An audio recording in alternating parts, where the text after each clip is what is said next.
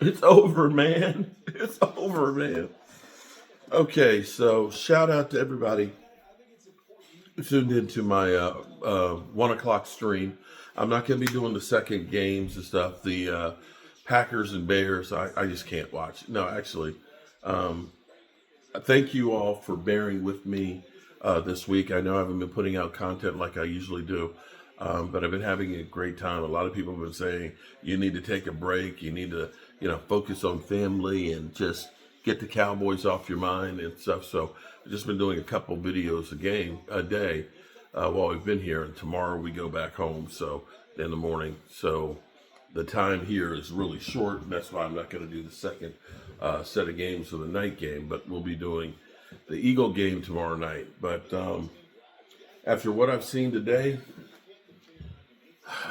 it would take a miracle for us to win. What we're going to need is we're going to need to see the Chargers beat the Eagles. If it comes down to needing Washington to beat them, Washington, oh my God. The craziest thing is I had Momo in here talking trash about my Cowboys. Now, I get it. My Cowboys ain't done anything in 30 years and stuff. He up there talking about that you ain't won a playoff game in 10 years. Like, Momo, at least get your statistics right, okay? Dak Prescott's won 2 playoff games at least, okay? So don't come in here with fake juice. Get your shit together and get it right. But Washington, after playing last week so well, looked like the worst team in football. They just looked bad. Jalen Daniels finally comes back, and it was funny because my brother is a Commanders fan, and he was like, they played better with Mariota in there. And, Jalen Daniels throws an interception, tries to make the tackle, and ends up hurting his elbow again, and he's done for the game. And Mariota comes out there, a 15-yard completion, and then he throws an interception. Washington got completely disrespected that the Vikings up 24 points are going for it on 4th down. They literally had no respect for Washington whatsoever. They mollywopped them 31-0. So are our playoff hopes that the Commanders can beat the Eagles once or twice?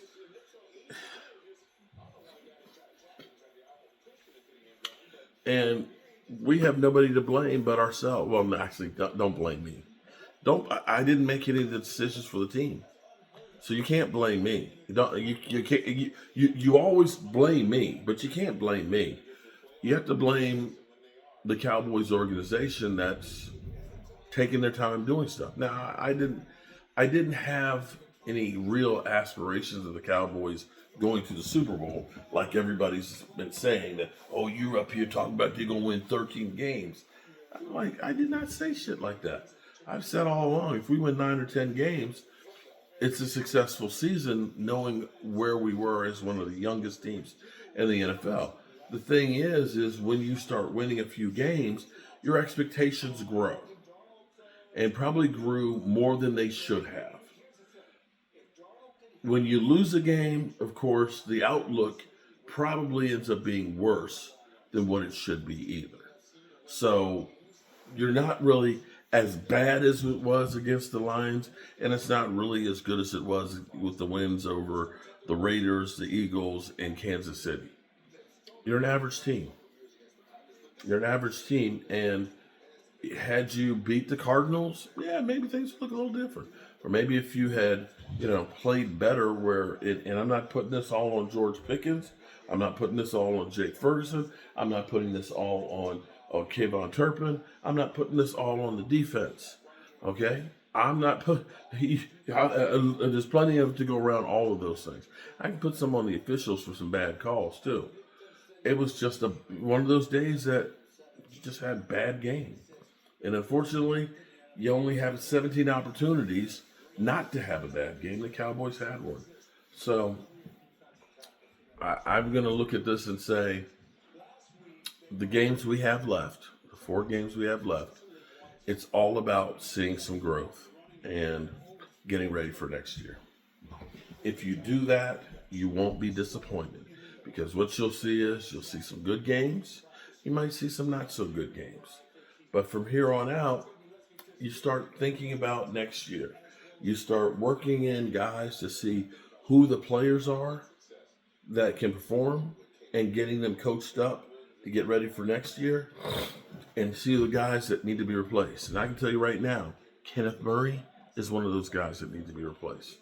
Terrence Steele is one of those guys that needs to be replaced. Trayvon Diggs, another one of those guys that need to be replaced. That the amount of money that you're spending on those guys, you're better off getting yourself another tackle, a legitimate tackle, or drafting one. You're talking about dead weight. Diggs, the well is poisoned and it's not changing anytime soon. Sure, he can come out and play these last 4 games and try and audition for his next team. That's not a bad thing. Maybe he plays decent for us, but the reality is he's not part of the future plans. Terrence Steele, as an undrafted rookie free agent, he's done more than he expected from an undrafted rookie free agent. But we need more if you're talking about winning Super Bowls. And I can guarantee you, somebody's going to sign him. I just need to replace him with somebody better. And Tyler Guyton, yeah, maybe what you need to do with Tyler Guyton is switch him over to the right side and get yourself a left tackle, because Tyler Guyton is having a hard time staying, healthy. Yeah, we've seen a few glimmers of hope, but I'm tired of just sitting here hoping that he's going to turn it around. It's just not showing up right now. The craziest thing is, as bad as I feel right now, and as bad as the outlook is for the Cowboys right now, if the Eagles lose tomorrow, the perception changes. You know that, right? All of a sudden you say, oh, the Cowboys have a chance. The only chance we have is to win out the rest of the games. So I don't know that happens.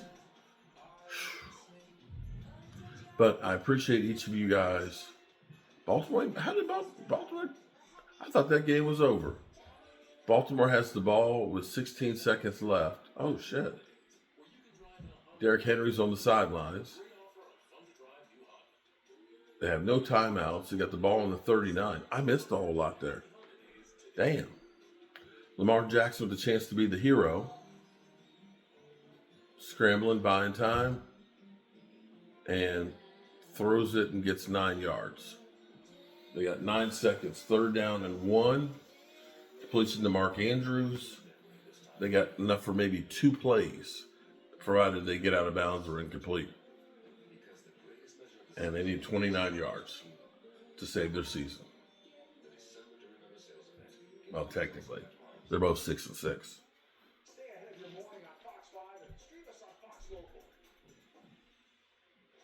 Here we go. Ball on the 30-yard line.